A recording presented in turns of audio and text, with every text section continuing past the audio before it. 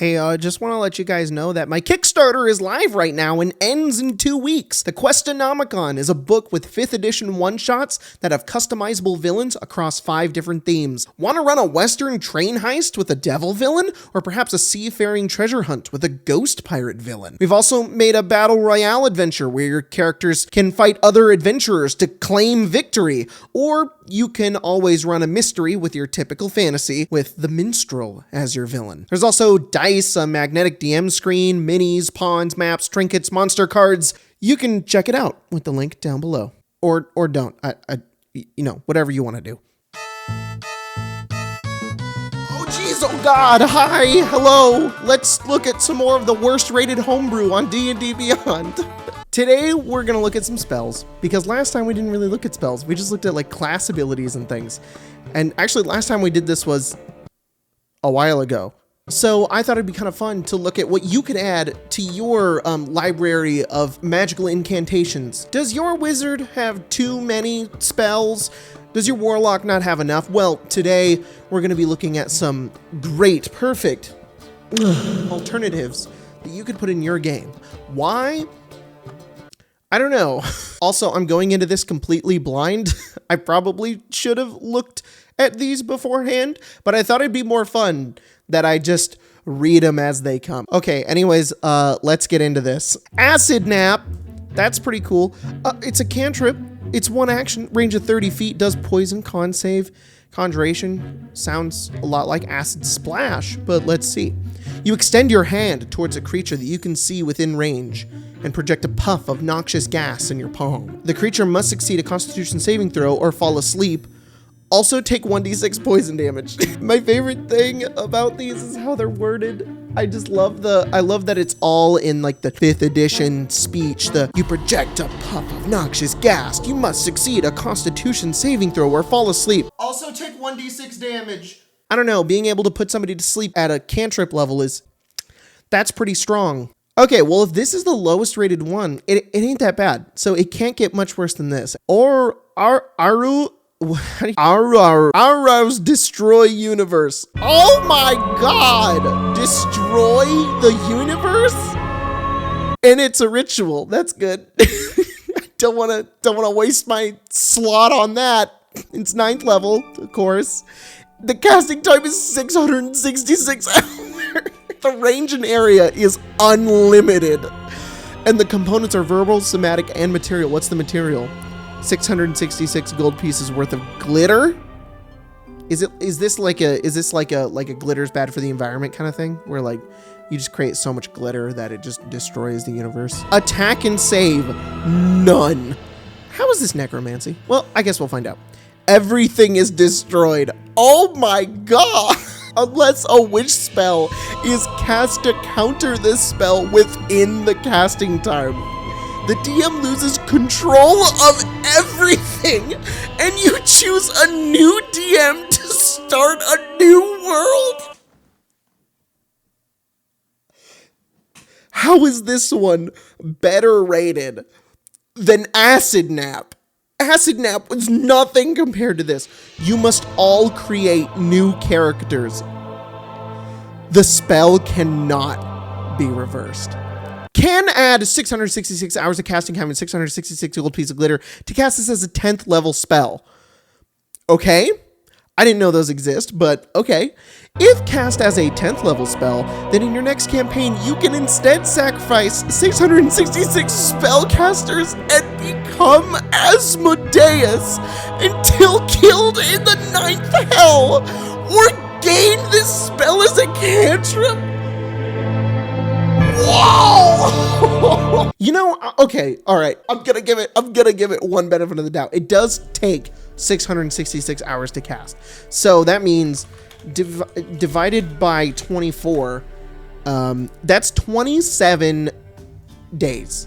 That's basically 28 days that you would have to cast Wish. So one dude has to sit down and cast the spell for a month, and then that's when it happens. So like, that would be kind of a cool campaign premise. You would have to go stop this dude from casting Aro's Destroy Universe. I've never seen a spell that addresses the DM. It just goes, you know what, DM, you're done. You're done, actually. I like that the DM loses control of everything and can't start a new universe. And they have to choose a new DM.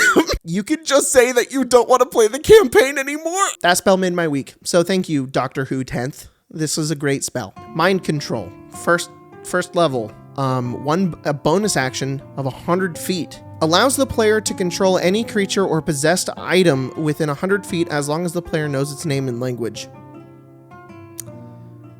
I think this may be a little strong. Why does this one have 6,000 views? Did people really want a mind control spell that badly? Flaming Barrage of the Awakened One. Okay.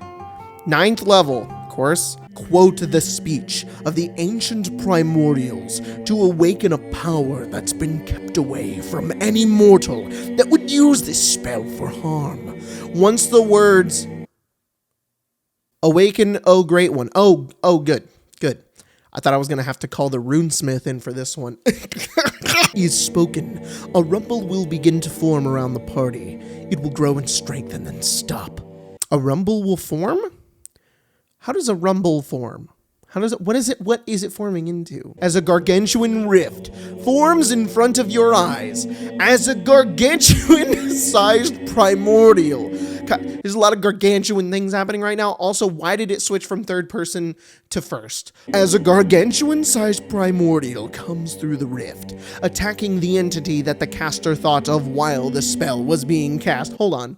You quote the speech, and then there's a rumble. Okay, we got that part. And then the rumble grows in strength and then stops. And then a gargantuan rift forms in front of your eyes as a gargantuan-sized primordial comes through the rift.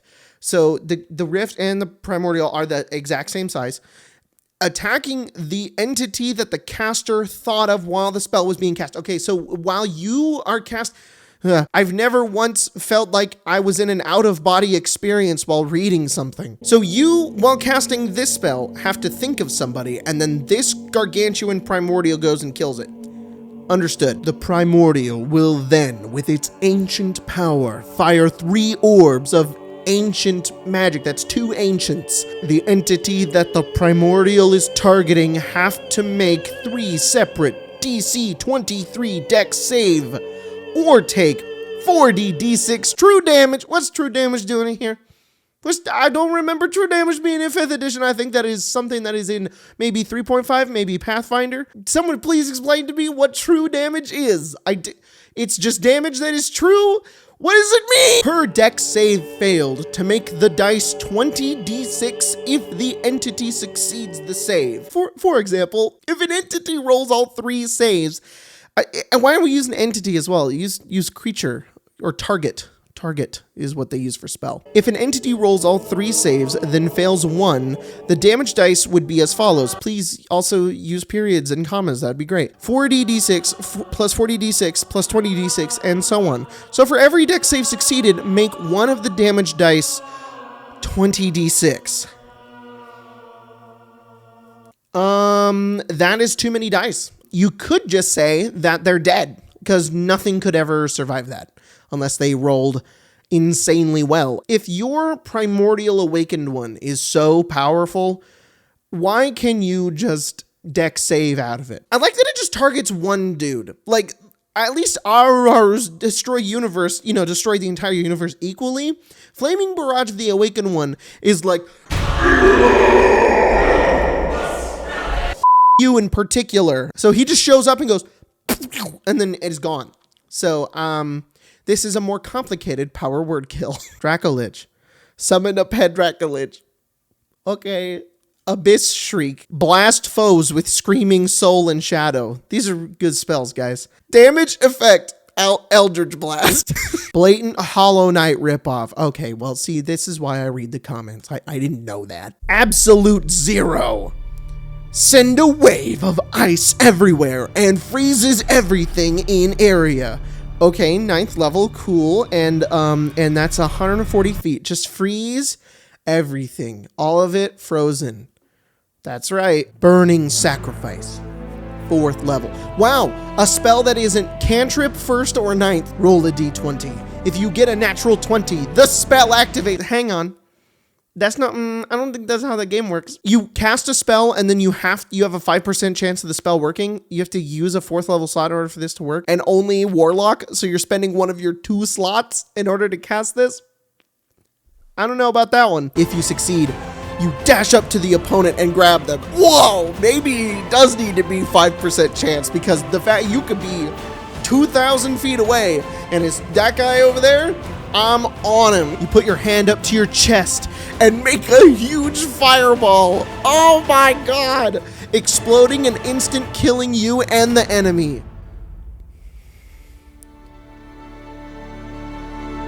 Such is the fate of a noble sacrifice. What a great spell. To be honest, I would put this in my games. Acid Touch. The caster must perform a successful touch on an enemy. Once this happens, the recipient takes 1d4. Multiply the number of dice for the caster level. Million chains. 30 chains.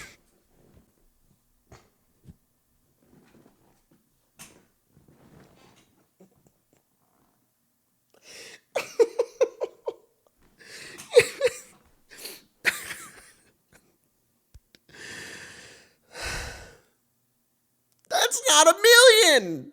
I was promised a million chains. Why is it only 30? 30 chains come off from your body and fly through the air, and each do 1d4 damage. This move takes 2 actions? One to summon the chains and another to fire the chains. Every spell level, it goes up by 5 chains. So I can never get a million chains. You're telling me that at 3rd level I could have 35 chains. At level 4 I could have 40 chains.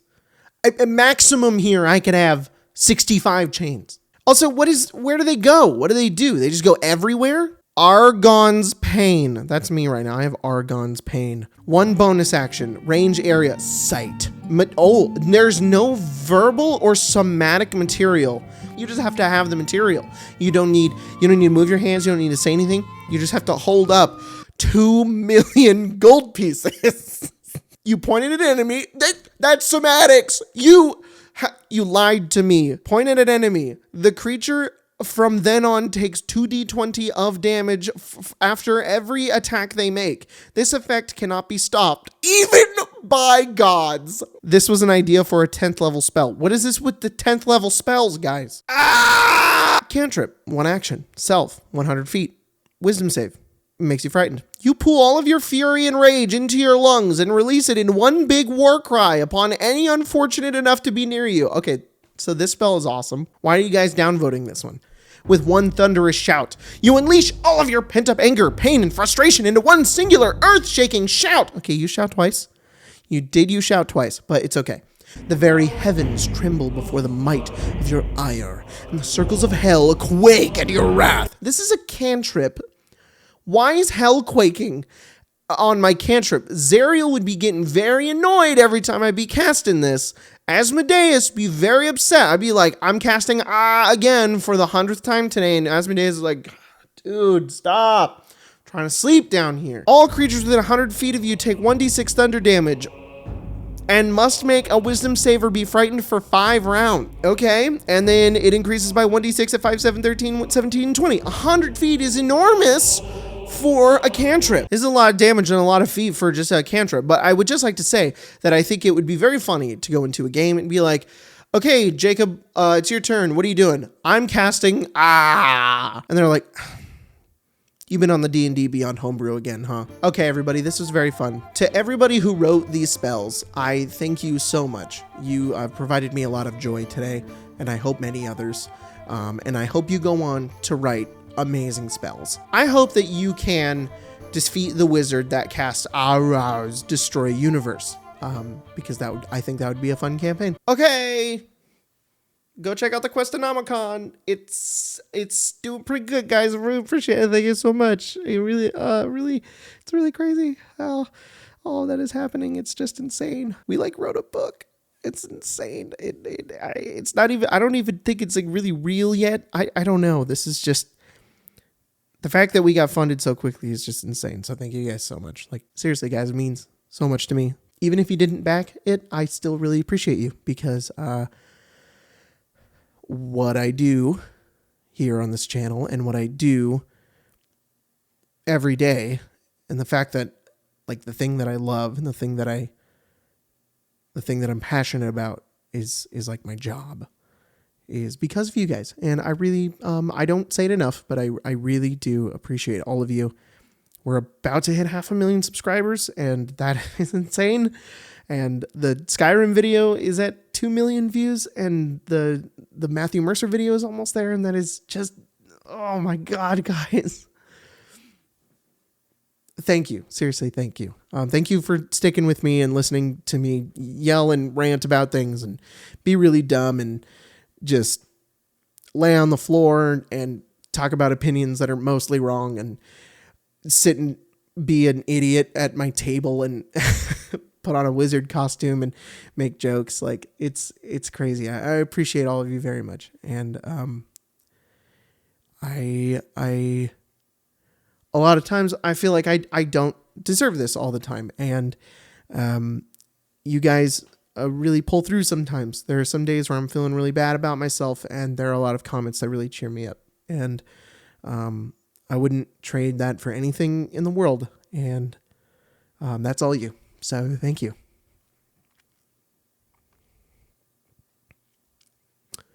Okay, bye.